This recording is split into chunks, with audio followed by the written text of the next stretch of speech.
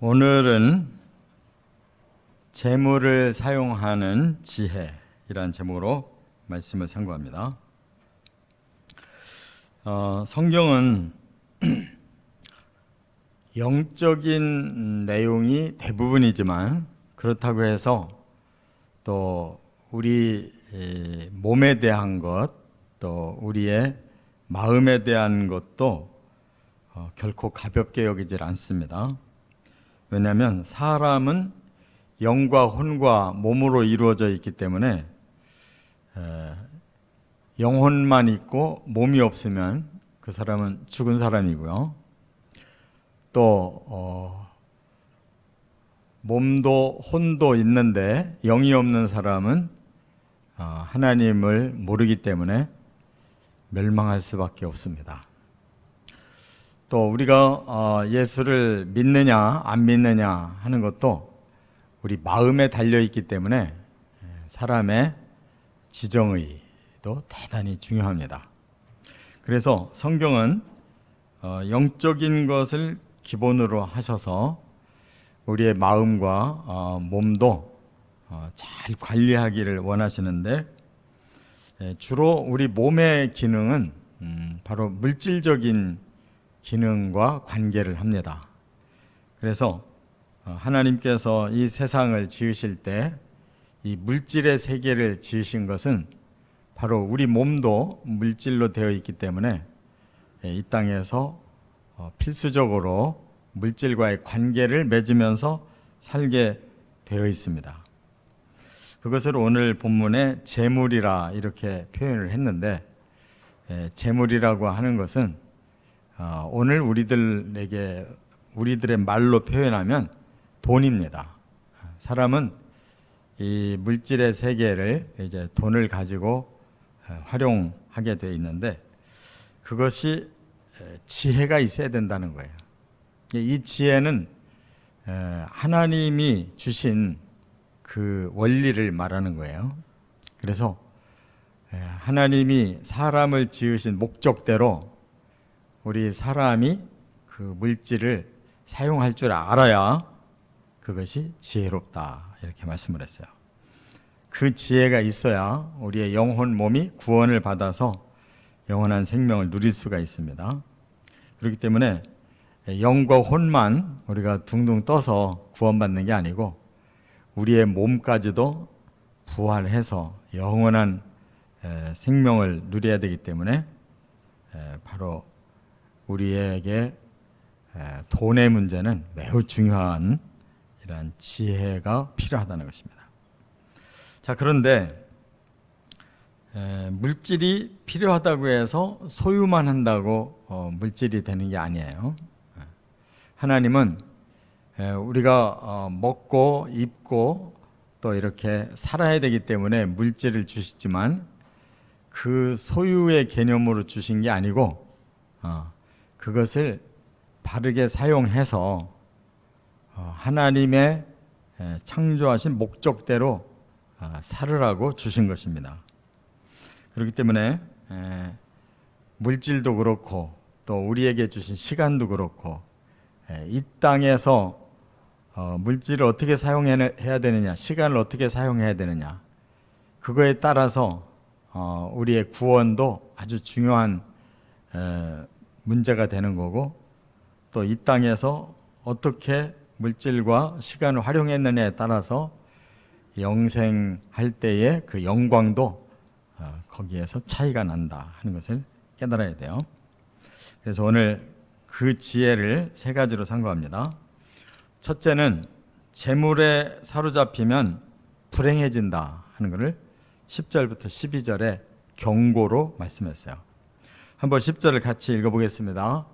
은을 사랑하는 자는 은으로 만족하지 못하고 풍요를 사랑하는 자는 소득으로 만족하지 아니하나니 이것도 헛되도다. 네. 다시 말해서 재물은 바르게 사용하는 데 의의가 있지, 재물 자체를 우리가 소유했거나 그것을 내 욕망으로 그것을 다루려고 하면 오히려 재물은 우리에게 불행을 주는 것이다 라고 말씀하는 거예요. 그래서 은을 사랑하는 자는 은으로 만족하지 못한다. 풍요를 사랑하는 자는 소득으로 만족하지 아니한다. 이 말은 은은 사랑하는 존재가 아니고 사용하는 존재고, 또 풍요도 우리가 사랑하는 것이 아니고 그것을 활용해야 되는데, 이것이 재물의 욕망에 빠져버린 것을 사랑이라고 여기 표현했어요. 그런데 이렇게 재물에 빠져버리면 여기 보니까 만족하지를 못한다. 이 말은 뭐냐면 그 욕망이 끝이 없어서 계속 그 은과 풍요를 추구하다가 그것이 우리에게 불행을 준다는 거예요. 물질이 많이 소유만 된다고 해서 좋은 게 아니다.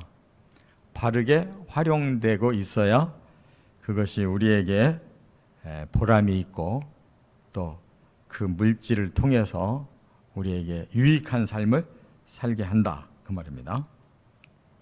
그렇기 때문에 재물은 항상 상대적입니다. 재물이 많을지라도 빠지지 않는 사람은 지혜로운 사람이에요. 재물이 적은데도 벌벌 떨고 사는 사람은 참 무지한 사람입니다. 그렇기 때문에 재물이 많다 적다가 중요한 게 아니라 그 재물을 사용할 줄 아느냐 모르느냐 하는 지혜에 달려있다, 그 말이죠. 그리고 이런 말도 했어요. 재물이 많아도 그것은 그냥 그 가진 자의 그 눈에 그렇게 보는 것으로 끝난다. 이게 무슨 말이냐면 재물이 많다고 해서 내가 그거를 다 먹고 다 누리는 게 아니라는 거죠. 그냥 다른 사람에게 나눠줄 때 나는 하나도 거기에 대해서 소유하는 것이 없이 그냥 눈으로만 그냥 그 물질이 사용되어지는 걸 그냥 볼 뿐이다. 그러니까 예를 들면 재벌이라고 해서 그 뭐 수조 원을 가지고 있다고 그 수조 원이 그 재벌 것이 아니에요. 다 남들이 다 쓰고 있는 거고 그 중에 일부가 자기 소유일 뿐이고 눈으로 보이는 것일 뿐이지 그게 실제 자기를 위해 활용하고 있지 못한다. 그 한 좋은 예가 바로 솔로몬 자신이에요.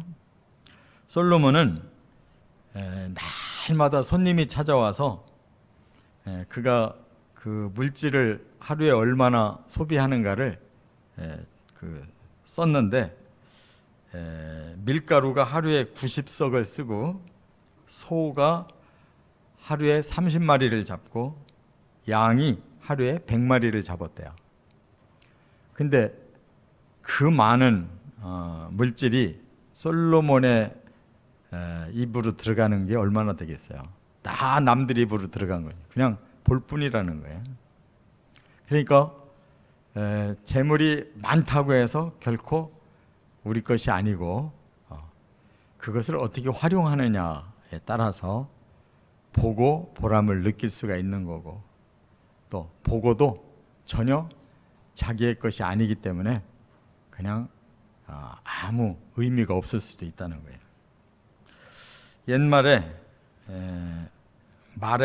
옛말에 천석구는 1000가지 근심이 있고 만석구는 10,000가지 근심이 있다, 이런 말이 있어요.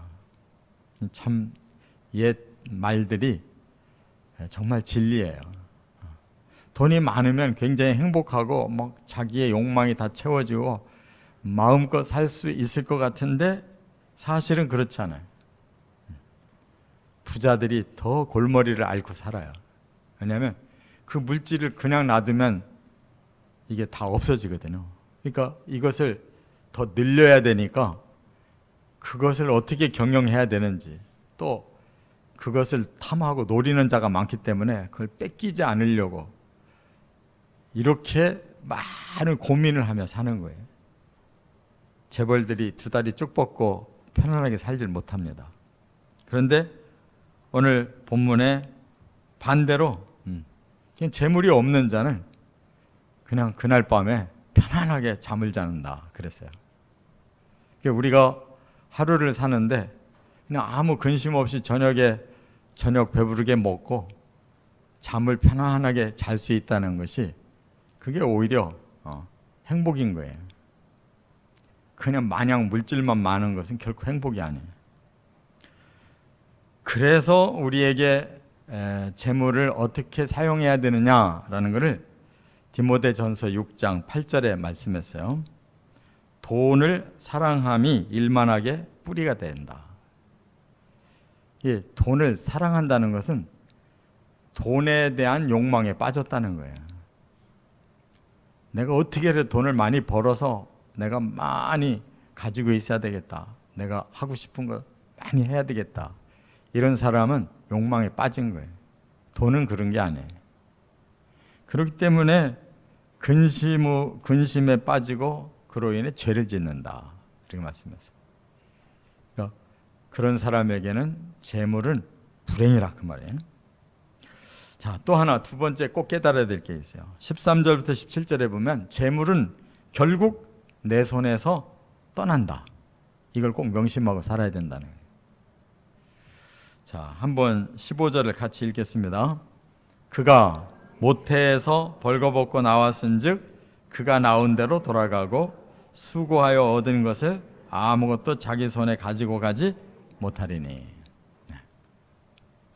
우리가 태어날 때 돈이 있는 사람은 자기 손에 돈을 가지고 나온 게 아니라 부모를 잘 만났든지 뭔가 좋은 환경이 주어져서 이제 재물을 쉽게 빨리 누리는 것이죠. 그러나 여기 15절 말씀대로 사람이 태어날 때는 빈손으로 태어나고 죽을 때도 빈손으로 간다는 거예요. 그 망고의 불변의 진리예요. 뭐 돌아가신 분한테 뭐 이거저거 다 넣어줘봐야 엉뚱한 사람이 가져갑니다. 땅속에 묻히는 거예요. 그 다 헛짓이에요. 그거 거기다 넣어드리느니 그냥 하나님 앞에 헌금하는 것이 훨씬 가치가 있어요. 그분이 가시는 곳에 헌금을 따라 보내는 것이 훨씬 가치가 있어요.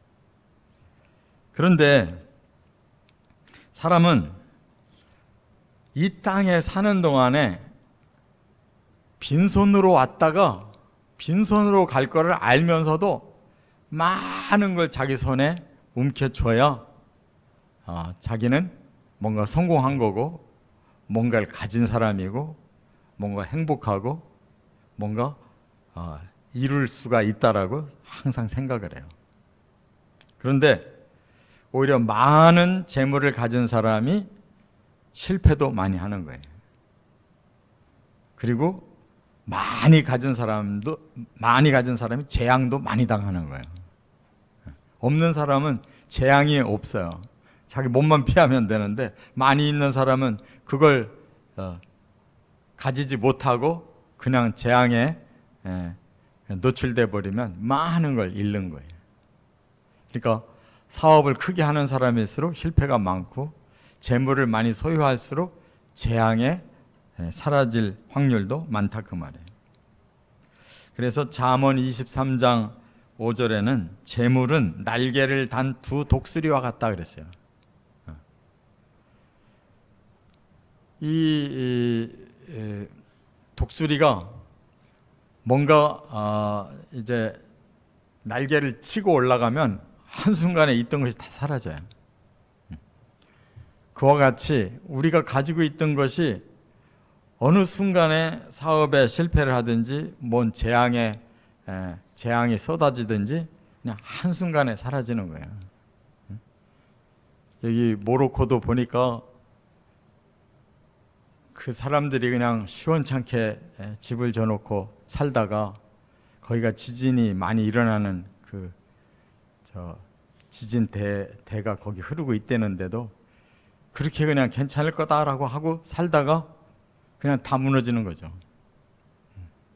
그러면 하루아침에 다 사라져요. 모든 물질이 다 사라져요. 안 죽은 것만이 다행이지. 지금 3,000명이 죽었다는데 다른 보도를 보니까 5천 명이라는 말이 나왔거든요. 그 왜 그런가 하면 많이 죽어서 아직 발굴도 못하고 있는 거예요. 그러니까 사람들을 조사해보면 없어진 사람 더 많은 거예요. 그래서 아직 그 시신을 발굴을 못했기 때문에 그냥 현재 죽은 사람만 확인하고 있는 게 3천 명이란 말이에요. 그런 것이 재앙이잖아요. 한순간에. 근데 요즘 뉴스를 보시면 날마다 어디서 무슨 일, 어디서 무슨 일이, 이게 그냥 일어나는 일이 아니고 아주 무섭게 이렇게 지진이 나도 몇천 명, 홍수가 나도 몇백 명, 이런 아주 숫자가 그냥 날마다 쏟아지고 있어요. 근데 하나도 사람들이 그것이 뭔 일인가를 몰라요. 그게 뭔 일인지를 몰라. 지금 과학자들은 계속 뉴스를 발표하고 있어요. 2030년만 돼도 이거 온도가 1.5도만 올라가도 이 지상에 물이 싹 덮이기 시작한다는 거예요. 응?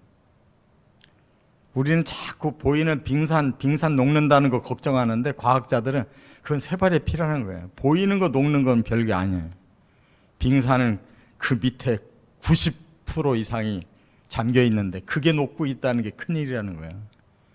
빙산 보이는 거 녹는 거는 그건 양이 얼마 안 돼서 큰 지장이 없어요. 안 보이는 물속에 있는 게 녹는 것이 이제 7년만 있어도 그게 1.5도가 지상이 온도가 높아지면 그게 지상으로 올라와 버린다는 거예요. 그러면 굉장히 거기 그 물에 덮일 나라들이 굉장히 많다는 거예요. 앞으로 7년. 30년 있어야 되는 게 아니라 2030년도에 그렇게 된다는 거예요. 근데도 아무렇지도 않아요, 사람들이. 부자들이 산꼭대기로 이사하고 있다 소리 들었죠? 가난한 사람들이 산에 살았는데 이제는 반대로 부자들이 대비하려고 산부터 먼저 올라간대잖아요.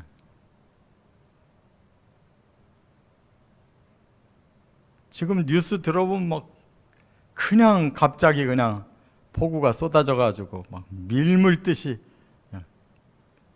쓸고 내려가면은 막 그 지역에 있던 일대 집들이 다 사라져 버리고 그냥 아예 그냥 도시가 쑥대밭이 되죠.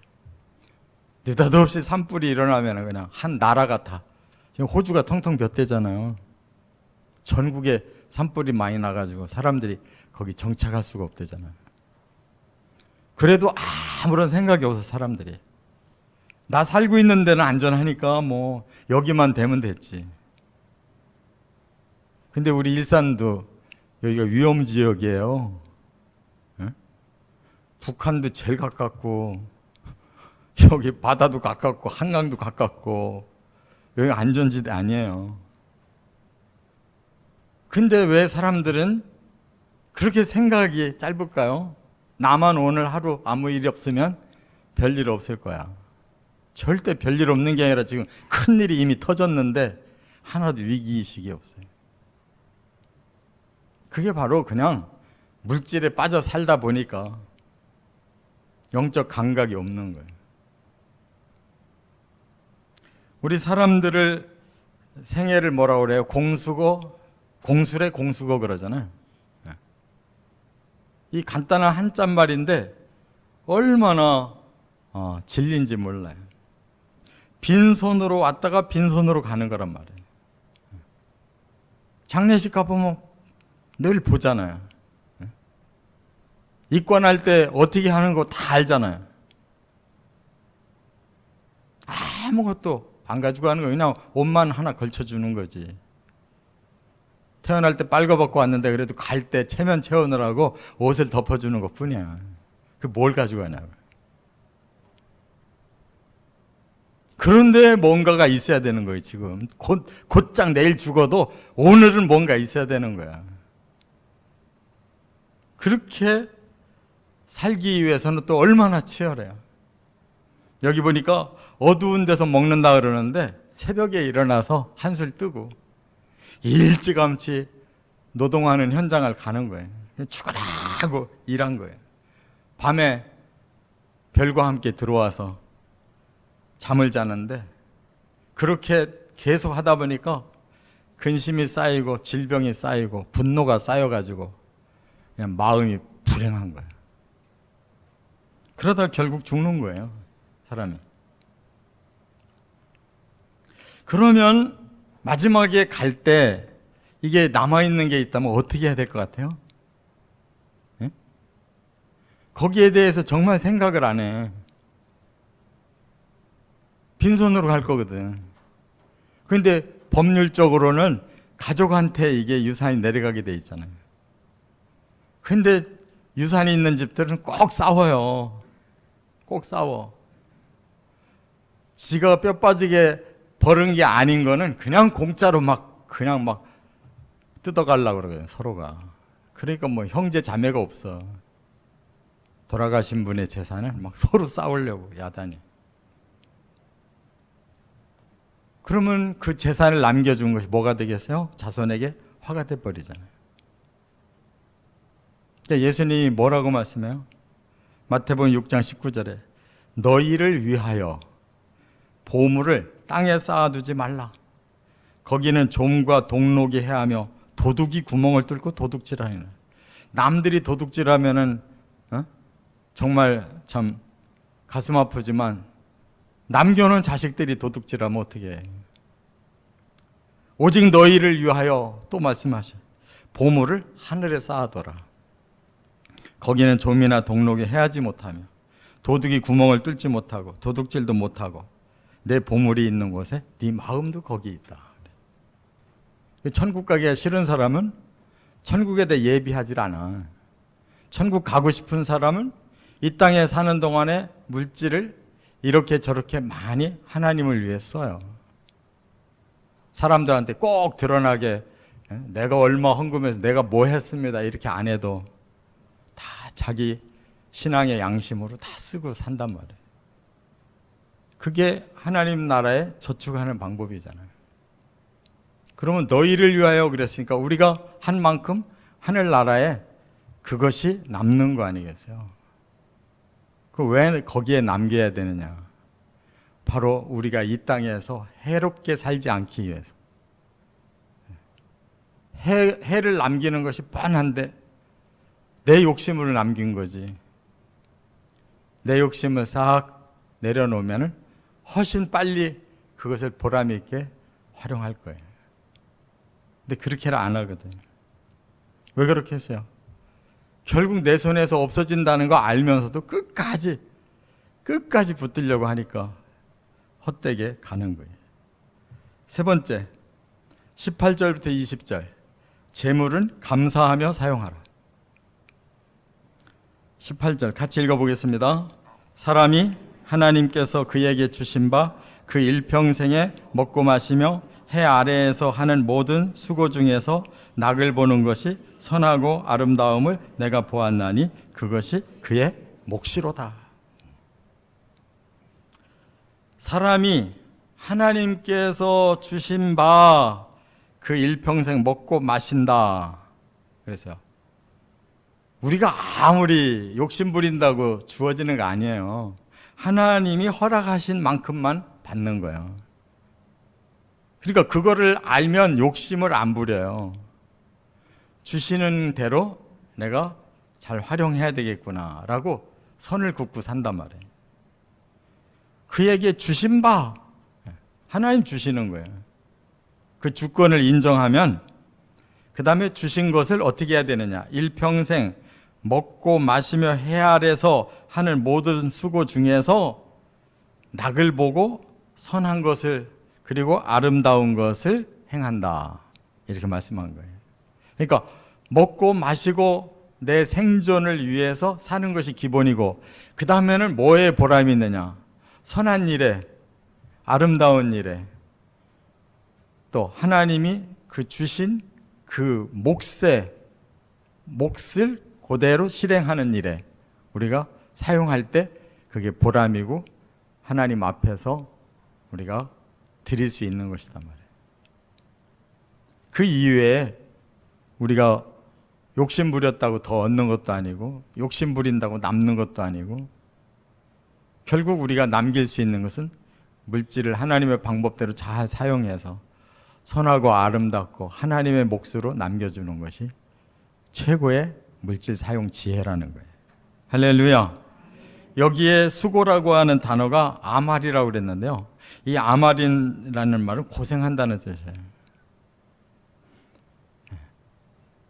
하나님께서 아담과 하와에게 네가 흙을 파서 거기서 경작게 해서 거기서 열매를 먹어라. 수고해야 한다고 그랬거든요. 그게 뭐냐면 네 죄값을 치러야 된다는 거예요. 그게 고생이라는 뜻이에요. 죄값. 그러니까 우리는 이 물질이 마냥 복만이 아니에요. 기본적으로 먹고 살으려면 수고를 해야 돼요. 고생을 해야 돼요. 우리의 죄값을 여기서 계속 우리가 치러야 돼요.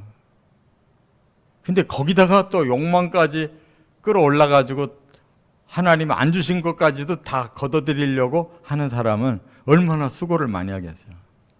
헛된 짓을 하느라고.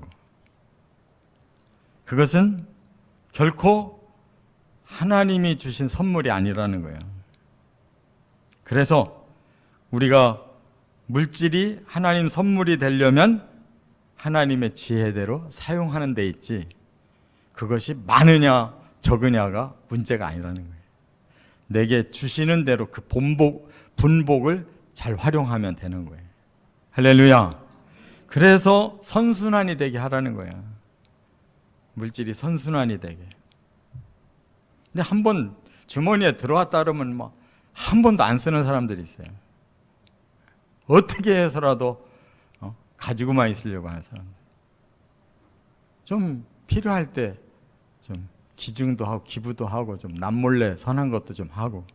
그런데 하나님 책에다 다 쓰여질 거 아니에요. 그리고 끝에 갈 때 남거든 딱 교회에다가 바치고 가면 좋잖아. 응? 왜 쓸데없이 자식한테 줘? 자식 그 정도 키워줬으면 충분하지. 지들이 살아야지 이제.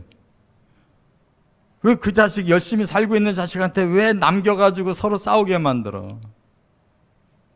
응?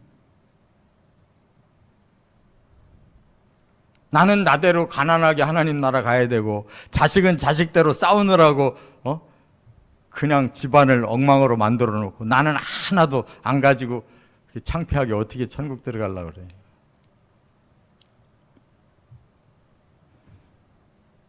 하나님 주신 것입니다. 다시 하나님 앞으로 가는 거예요. 물질도 가지고 가야지. 어디다 놓고서 왜 우리 몸만 달랑 가려고 그래. 우리 마음이 거기 있다는데 물질도 거기 있어야지. 할렐루야. 이건 실천인 거예요. 실천. 그래서 제가 목회를 해보니까 헌금도 안 하는 사람들, 뭐 기증도 안 하는 사람들, 뭔가 선행도 안 하는 사람들, 그 사람들은 정말 믿음 없는 거예요. 천국 가기 싫은 거야. 천국 가려면 그렇게 살아서는 안 돼. 하나님의 교회가 뭔가 기증으로 이루어져야지. 안 그래요? 응? 뭐 안 밝혀도 괜찮은데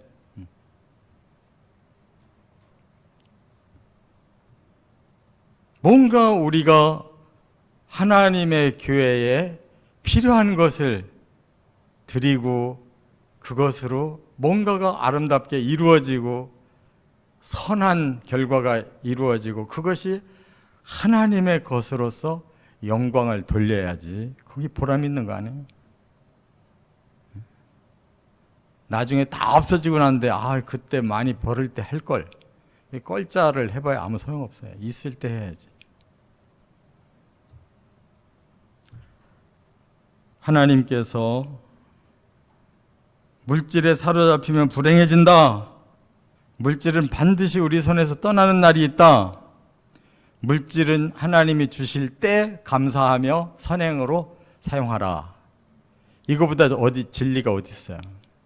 꼭 그렇게 실천하시고 하나님께 영광 돌리시고 보람 있는 인생을 남기시기를 주의 이름으로 축원합니다.